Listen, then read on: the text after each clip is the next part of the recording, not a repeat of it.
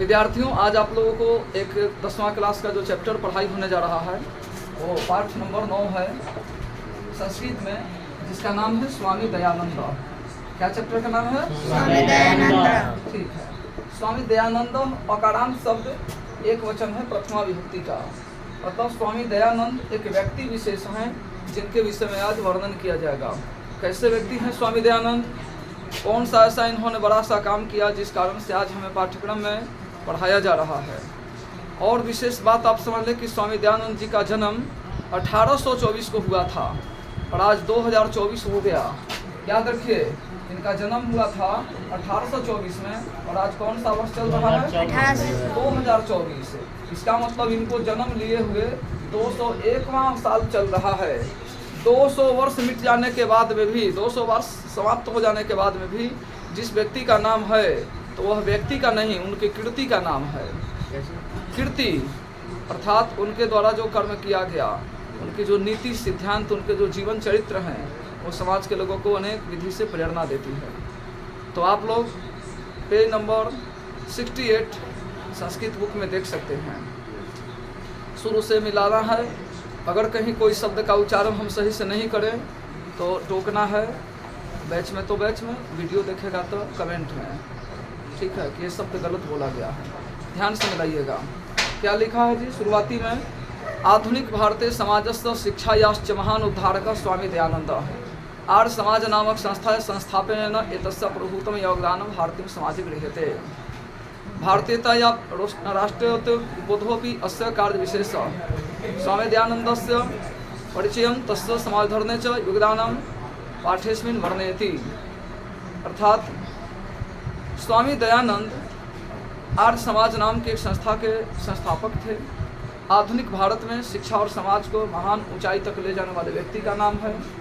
इन्होंने समाज के अनेक दूषित प्रथाओं को तोड़ करके शुद्ध तत्व के ज्ञान का प्रचार किया तथा यह पाठ स्वामी दयानंद का परिचय के साथ साथ लोक कल्याण के लिए किए गए प्रयासों का उल्लेख करता है। मध्यकाले नाना कुत्सित रीत्या भारतीय समाजम अदूषयन् जातिवाद कृतम वैषम्यम अस्पृश्यतया स्त्रीणाम शिक्षा धार्मिक कार्येषु आडम्बरम विधवानां गणिता स्थिति इत्यादि दोषाः प्राचीन समाजे आसन्। अतः अनेके दलिता हिंदू समाजम तिरस्कृत्य धर्मांतरणं स्वीकृतवन्तः। एतादृशे इसमें काले 19वीं शतके केचन धर्मधारका सत्यान्वेषिणः वैषम्य निवारका भारतवर्षे प्रादुर्भवन्। जो बोल रहे हैं सो कहीं लाइन मैच करता है आप लोग से कि नहीं? कोई मिला पा रहा है सही से? सही से हम बोल रहे हैं और किसी को लगता होगा को कोई शब्द आगे पीछे बोला जा रहा है तो स्पष्ट करना सबसे पहले कि संस्कृत में किसी भी वाक्य के शब्दों का अगर आगे पीछे करके अगर प्रयोग किया जाए तो अर्थ में कोई परिवर्तन नहीं आता। जैसे अहम विद्यालयम गच्छामि, अहम गच्छामि विद्यालयम, विद्यालयम गच्छामि अहम, इस तीनों शब्दों में से किसी शब्द को आगे पीछे किया जाएगा तो अर्थ समान रहेगा कि मैं विद्यालय जाता हूँ। उसी तर्क पर अगर पूरे पाठ्यपुस्तक के उच्चारण में एक वाक्य के अंतर्गत प्रयुक्त किसी शब्द को अगर आगे पीछे करके बोला जाए तो वह गलत नहीं कहा जा सकता। लेकिन अगर इस वाक्य के शब्द को अगले वाक्य के शब्द के साथ अगर इंटरचेंज करके उच्चारण करते हैं तो यह अशुद्ध कोटि का उच्चारण माना जाएगा। तो इसलिए आप लोग मिलाएंगे, एक पैराग्राफ आपका उच्चारण स्पष्ट हुआ। इसका अर्थ सुनिए कि मध्यकाल में विभिन्न प्रकार की कुरीतियाँ भारतीय समाज को प्रदूषित कर चुकी थी, जिसमें जातिवाद का भेदभाव, छुआछूत, धार्मिक कार्यों में आडंबर, स्त्रियों की अशिक्षा, विधवाओं की दुर्गति तथा अनेक ऐसे समकालीन दोष जो समाज को आंदोलित कर रहे थे, बहुत प्रभावी रूप से सक्रिय थे। इसी कारण से अनेक दलित लोग जिन्हें समाज में निचला पिछला शोषित पीड़ित वर्ग का संज्ञा दिया गया, उन लोगों ने अपने धर्म से त्रस्त आकर परेशानी के बोझ से दबते हुए हिंदू समाज को त्याग करके धर्मांतरण स्वीकार कर लिया। ऐसी स्थिति 19वीं सदी में अत्यधिक बढ़ गई। उसमें स्वामी दयानंद का नाम और इनका विचार समाज के लिए संकल्प शिखर पर पहुंच सकता है। इसलिए इन्होंने आगे चल करके जो भी कुछ काम किया, इनके व्यक्तित्व के विषय में जो कुछ घटनाएं रही उसका अध्ययन देखने को मिल रहा है। अब ध्यान देंगे, स्वामिनः जन्म गुजरात प्रदेशस्य टंकारा नामक ग्रामे 1824 ईस्वी वर्षे भूत बालकस्य नाम मूलशंकर इति कृतम् संस्कृत शिक्षया एवाधनस्य से प्रारंभ हो जाता। कर्मकांड परिवारे तादृश व्यवस्था तदानीमासीत्। शिवोपास्य के परिवारे शिवरात्रि महापर्व उद्बोधन जातम। रात्रि जागरण काले मूल संकेन दृष्टम यत् शंकरस्य विग्रहारूढ़ा मुस्का विग्रहार्पितानि द्रव्याणि भक्षयन्ति। मूल संकरोचितयत् यत् विग्रहो किंचित करः वस्तुतः देवः प्रतिमायां नास्ति। रात्रि जागरणं विहाय मूल संकरं गृहं गतः। ततो मूल संकरेण वैराग्य भावः समागतः। मूर्ति पूजां प्रति अनास्था जाता। वर्षाद्वयाभ्यान्तरे तस्य प्रियया स्वसुदीर्घधनं जातम्। मूल संकटे वैराग्य भाव समागतम गृहं परित्यज्य विभिन्नानां विदुषां सतां साधूनां च संगतो रमणायां मथुरायां विरजानन्दस्य प्रज्ञाचक्षुषा विदुषं समीपं गतः। तस्मात् आर्षग्रन्थानाम् अध्ययनं प्रारभत। विरजानन्दस्य उपदेशात् वैदिकधर्मस्य प्रचारे सत्यस्य प्रचारे च स्वजीवनं समर्पितवान्। यत्र तत्र धर्माण्डानां खण्डनमपि स चकार। अनेके पंडिता तेन पराजिता तस्य मते च दीक्षिता। क्या ये उच्चारण आप लोग मैच करा रहे हैं किताब से? सही जा रहा है कि गलत हो रहा है? बोलिए सही जा रहा तो सही बोलते भी ऐसे डरते हुए सही है। जो नहीं मैच करा पा रहे हैं वे लोग अगल बगल से राय लीजिए कि कहाँ कैसे उच्चारण किया जा रहा है, ध्यान दें। फिलहाल अब सुनिए जो संस्कृत बोल इसका हिंदी वर्जन एकदम line by line. Swami ji का जन्म गुजरात प्रदेश के टंकारा नामक गांव में 1824 ईस्वी को हुआ था।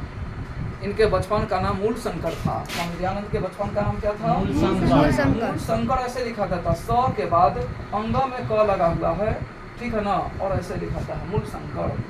क्या लिखा हुआ है? मूल शंकर। स्वामी दयानंद के बचपन का नाम था मूल शंकर। शैव परिवार, शैव मतलब शिव के भक्त परिवार में इनका जन्म हुआ था। शैव शब्द की उत्पत्ति शिव शब्द से हुई है, तो शिव के भक्त परिवार को शैव कहते हैं। शैव परिवार में इनका जन्म हुआ था, इसलिए शिवरात्रि महापर्व इनके जीवन के लिए विशेष उद्बोधक सिद्ध हुआ।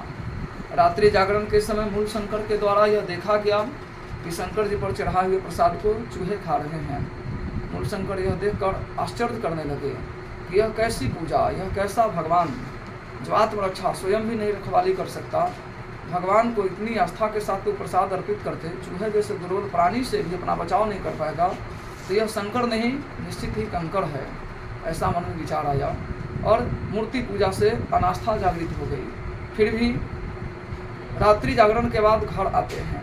रात्रि जागरण के बाद इसलिए क्योंकि जब ड्यूटी पर लगे थे तो चाहे अच्छा हो या बुरा काम तो कंप्लीट करना पड़ेगा, क्योंकि आपने शुरुआत किया है जागरण के लिए। तो रात्रि जागरण के बाद घर आए, लेकिन 2 साल के अंतराल में इनकी एक बहुत प्रिय बहन थी जो इनके बातों में हाँ में हाँ मिलाती, उनका निधन हो गया। इससे पूर्व इनके घर में तड़पते हुए अपने चाचा के मृत्यु को भी सामने से देखा था, तो लगा कि मृत्यु से पहले व्यक्ति अच्छे कर्म करने पर भी इतना तड़प कर मरता है। हमारी बहन जो मुझे बहुत पसंद थी, हमारे विचारों के अनुकूल चलती थी, वो मर गई। कैसा भक्ति जो बचा नहीं सकता हमारे परिवार को। निश्चित तौर पर घर छोड़ दिए, घर से वैराग्य हो गया, क्योंकि मूर्ति पूजा के अनास्था वाले व्यक्ति जिसके घर का पूरा काम धाम मूर्ति पूजा से चलता हो, और अगर ये विरोधी बनेंगे तो परिवार के भी विरोधी हो गए, क्योंकि बिजनेस का विरोधी हो गए। घर में विरोध था लेकिन बहन सपोर्ट में थी, तो एक उम्मीद था कि कोई ना कोई एक व्यक्ति है जो मुझे मोटिवेट कर सके, लेकिन वह मोटिवेशन भी समाप्त हो गया। तो क्या करे, वैसे घर में रहना मुश्किल है जिस घर में एक भी व्यक्ति अपने पक्ष में न रह जाए, अन्यथा घर में दुश्मनों से घिरा हुआ जैसा व्यवहार लगता है। स्वामी दयानंद इन्हीं कारणों को समझते हुए घर छोड़ करके वैराग्य भाव हो जाने पर निकल पड़े। हालांकि कोई गरीब घर के बच्चे नहीं थे। इनके घर के लिए देख रेख करने के लिए अंग्रेजी शासन से 6 पुलिस भी मिले हुए थे, 6 पुलिसमैन, 6 पुलिसमैन इनको मिले हुए थे बॉडीगार्ड के लिए। जब घर से भाग कर गए इनके पिताजी को पकड़वा के लाए भी, फिर भी रात्रि में एक बार संत शिविर में समा गए, वहाँ पता नहीं चला। जहाँ तक इन्होंने जीवन के बहुत सारी ठोकरें खाई हैं, और ये सभी बात स्वामी दयानंद पर आधारित एक फिल्म भी बना है, यूट्यूब पर चाहेंगे तो चेक कर सकते हैं, मिलेगा। तो अब स्वामी दयानंद घर को छोड़कर चल दिए, लेकिन चलेंगे कहाँ? आजीविका उपार्जन के लिए या लोक मंगल की कामना से। कोई घर से चलता तो 2 उसके उद्देश्य हो सकते हैं, अपना ज़िंदगी जी लेना है अथवा पूरे दुनिया को सुधार देना है। तो एक बड़े आत्मविश्वास के साथ लोक मंगल की कामना लिए हुए चल पड़े। जहाँ तहाँ संत महात्माओं, साधु, सन्यासियों, विदुषियों और अन्य साथियों के बीच घूमते, भ्रमण करते, जहाँ तहाँ चलते चलते मथुरा में गए और एक अंधे साधु जिनके नेत्र नहीं थे लेकिन ज्ञान तो बहुत थे, दिव्य नेत्र थे, तो वही अंधे साधु स्वामी विरजानंद के शिष्य बन गए और वहाँ वैदिक ग्रंथों के अध्ययन प्रारंभ किए। और स्वामी विरजानंद को उपदेश से वशीभूत होकर के इन्होंने वैदिक धर्म के प्रचार प्रसार में, सत्य के समर्पण में अपने जीवन को खपा दिया। जहाँ तहाँ जा करके इन्होंने विभिन्न प्रकार के धर्माडंबरों को तोड़ने का प्रयास किया। अनेक पंडित इनसे हार जाते हैं और इनके पक्ष में मिल जाते हैं। तो अब ये बात रही कि बहुत सारे पंडितों को पराजित किया, लेकिन ये केवल बात नहीं कि पंडितों को पराजित किया, इससे पूर्व की बात यह भी है कि इन्होंने वेद का अध्ययन किया।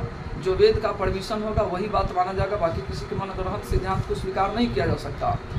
लेकिन आपको भी समझने की जरूरत है कि बिना किसी चीज़ का ज्ञान रखे हुए डायरेक्ट केवल किसी से बहस करते चलेंगे तो अच्छी घटना नहीं हो सकती।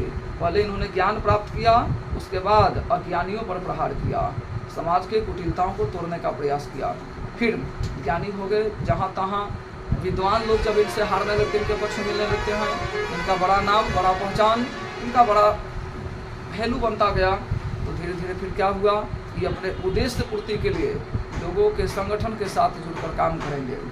लिखा होगा स्त्री शिक्षा या विधवा विवाह से, मूर्ति पूजा खनन च, बाल विवाह च निवारण तेन महान प्रयास विभिन्न समाज धर्म सहकृतम स्व सिद्धांतानां संकलनाय सत्यार्थ प्रकाशकम ग्रंथम राष्ट्रभाषायां विरच्य स्वन्यायानां सच महात्म कारण चकार। और फिर आगे क्या लिखा है जी, किंच वेदांत प्रति सर्वेषां ध्यानमकर्षण स्वयं वेद भाषाणि संस्कृत हिंदी भाषा रचितवान् स्व संकल्पनाय 1875 ईस्वी मुंबई नगरे आर्य समाज का नाम संस्था या संस्थापना कृत्वा तदुन्यायी थी। अर्थात इन्होंने स्त्रियों की शिक्षा को लागू कराना, स्त्रियों की शिक्षा पर पहले रोक थे, स्त्री शिक्षा को लागू कराना, विधवा विवाह को लागू कराना, मूर्ति पूजा को छोड़ना, बाल विवाह को मिटाना जैसे समाज सुधार के लिए अनेक क्रांतिकारी पहल इन्होंने अनेक लोगों के साथ रहकर किया। यही तो होती है एक विद्वान की भाषा। इन्होंने बोला कि हमने अनेक लोगों के साथ रहकर काम किया, जबकि कुछ अहंकारी लोग क्या बोलते हैं, इन्होंने ही ऐसा किया। स्त्री शिक्षा को लागू किसने किया, तो इसने किया, एक व्यक्ति विशेष का नाम, ठीक ना। विधवा विवाह को लागू किसने किया, एक व्यक्ति का नाम। सती प्रथा को किसने खंडन किया, कि व्यक्ति का नाम। एक व्यक्ति के प्रयास से कभी इतनी भारी क्रांति नहीं संभव है। एक व्यक्ति विचारक हो सकता है, लेकिन जब तक उसके समर्थन नहीं देंगे, लोग उसको सपोर्ट नहीं करेंगे, क्या कर सकता है कोई आदमी। अकेले गांधी जी देश आज़ादी दिला दिए थे क्या, नहीं। तो क्या अकेले कोई छुआछूत मिटा दे सकता है, नहीं। इसलिए ऐसे अगर कहीं कहीं बोले जाते हैं तो ये अहंकार की बात होती है। लेकिन विद्या ददाति विनयम, एक विद्वान व्यक्ति विनम्र होता है, इसलिएपन में नहीं बात करता। इसलिए लिखा है कि इन्होंने ये सब दूर भगाने का, सामाजिक उपक्रमों का शुरुआत इन्होंने स्वयं नहीं किया, अनेक लोगों के साथ रहकर किया। अपने संकल्प के प्रतिपादन के लिए, जैसा सिद्धांत पर जीवन जीने के लिए लोगों को संदेश देते थे, उस उद्देश्य से इन्होंने सत्यार्थ प्रकाश नाम का एक ग्रंथ का भी निर्माण किया। इनके द्वारा लिखी गई एक ग्रंथ का नाम है सत्यार्थ प्रकाश। क्या नाम है, सत्यार्थ प्रकाश। सत्यार्थ प्रकाश। यह संस्कृत भाषा में लिखी गई है, क्योंकि लिखा हुआ राष्ट्रभाषा। कौन सी भाषा, राष्ट्रभाषा। कुछ लोगों को लगता होगा कि राष्ट्रभाषा हिंदी है, लेकिन नहीं, राजभाषा हिंदी है और राष्ट्रभाषा क्या चीज है, संस्कृत, ठीक ना।